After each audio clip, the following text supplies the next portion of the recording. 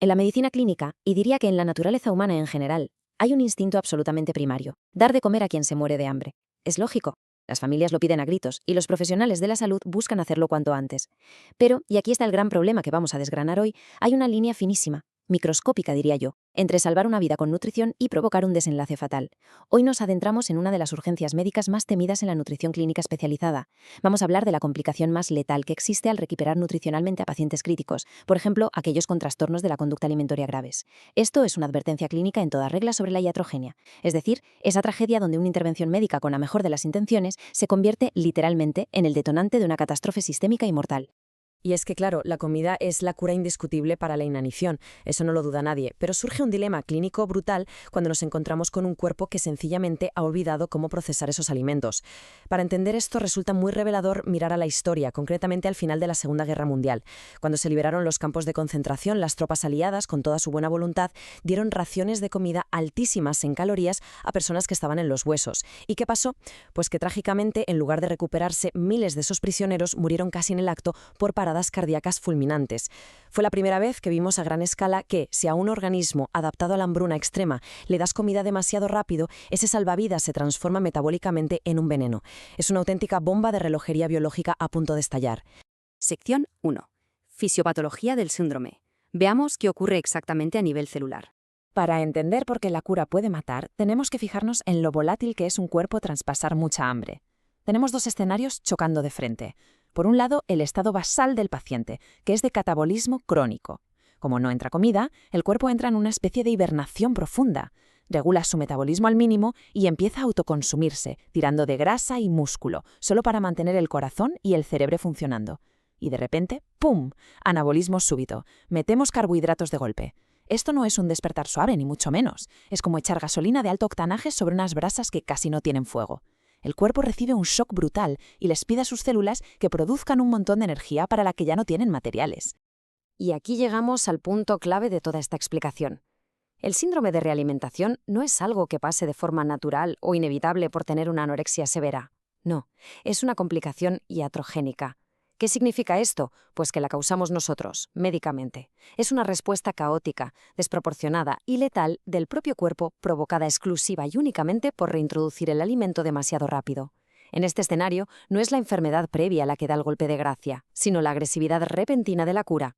Vamos a ver esta cascada mortal a nivel celular, porque ocurre a una velocidad de vértigo. Todo empieza cuando los carbohidratos entran de golpe en la sangre. Claro, imaginemos el páncreas. Lleva meses prácticamente inactivo. Al notar el azúcar, entra en un auténtico pánico biológico y dispara una cantidad masiva de insulina. Esa insulina actúa como una llave maestra, abriendo de golpe todas las células del cuerpo a la vez. Las células, que están muertas de hambre, absorben la glucosa con una agresividad increíble. Pero hay un problema. Para procesar esa glucosa necesitan materiales, así que empiezan a arrancar del torrente sanguíneo todo el fósforo, potasio y magnesio que encuentran. El resultado es un vaciado repentino y catastrófico de estos minerales en la sangre. El sistema circulatorio se queda completamente seco de los electrolitos imprescindibles para vivir. Pasamos a la sección 2, el colapso de realimentación.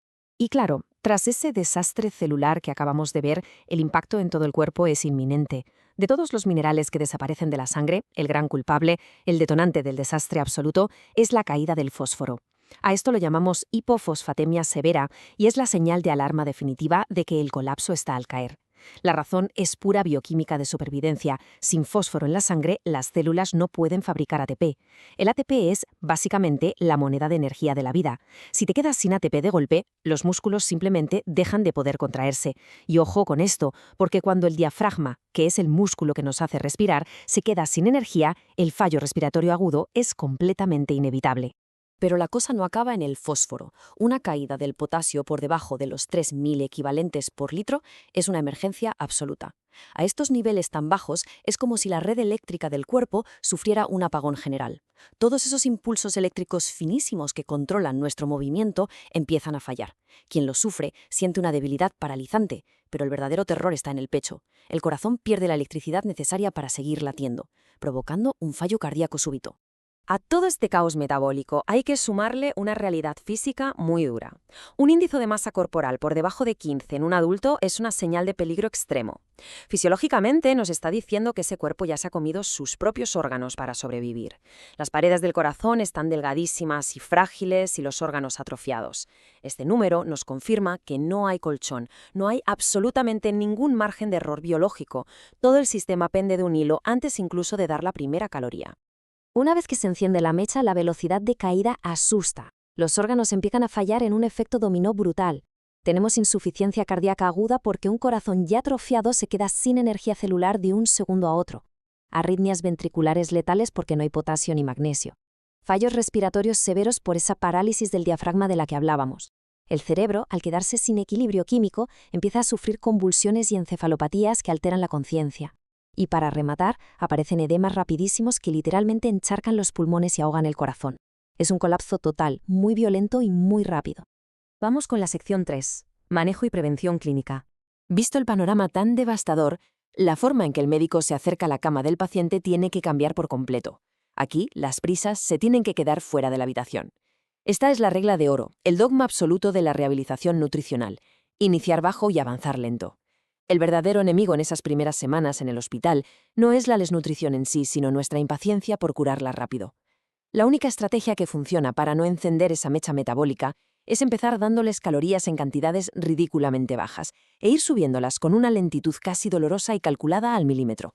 Esto nos obliga a tratar el cuerpo humano como un laboratorio químico súper inestable. Requiere vigilancia las 24 horas. La monitorización de los iones debe ser constante. Hay que ver venir la caída del fósforo antes de que pase. El electrocardiograma es innegociable. Hay que buscar cualquier alteración eléctrica microscópica, como la prolongación del QT, que nos avisa de que vienen arritmias mortales. Y lo más importante, la reposición de electrolitos no puede ser reactiva. Ha bajado, le pongo. No, tiene que ser preventiva. Hay que meter minerales en ese paciente antes e inmediatamente durante el inicio de la comida. Además, como damos esa comida, importa tanto como la cantidad. Hay una jerarquía de seguridad muy clara. Siempre se prioriza la vía digestiva natural, comida oral, buscando ganar apenas medio kilito a la semana. La sonda nasogástrica, la nutrición enteral, se deja solo como un mal menor si es totalmente imposible que coman. Pero atención, la vía intravenosa, la nutrición parenteral total, es literalmente una sentencia si no hay un fallo intestinal insalvable. Inyectar glucosa directa en sangre se salta todos los frenos del aparato digestivo y te garantiza ese pico brutal e incontrolable de insulina que, como ya vimos, es letal. Al final, todo lo que estamos viendo hoy se resume en una realidad clínica muy sobria, muy propia de la UCI. Dar de comer de nuevo a un paciente crítico requiere exactamente la misma sangre fría, la misma vigilancia agotadora y la misma precisión absoluta que desactivar un explosivo. Cada caloría que se da sin mirar los análisis es dar un paso a ciegas hacia un precipicio. Esa impaciencia médica al principio, ese deseo tan humano de ver al paciente mejorar y coger peso de forma rápida, es invariablemente fatal. Y así llegamos al final de la explicación, dejándonos una reflexión que debería resonar en cada unidad que trate este problema. Teniendo en cuenta ese instinto profundo que tenemos de curar rápidamente los daños tan visibles del hambre, ¿realmente tienen nuestros sistemas y nuestros profesionales la paciencia y la meticulosidad extremas que exige desactivar esta bomba biológica sin volarla por los aires? Entender a fondo este síndrome de realimentación y respetar sus tiempos es la única manera de asegurar que ese intento desesperado por curar no se convierta sin quererlo en el golpe definitivo.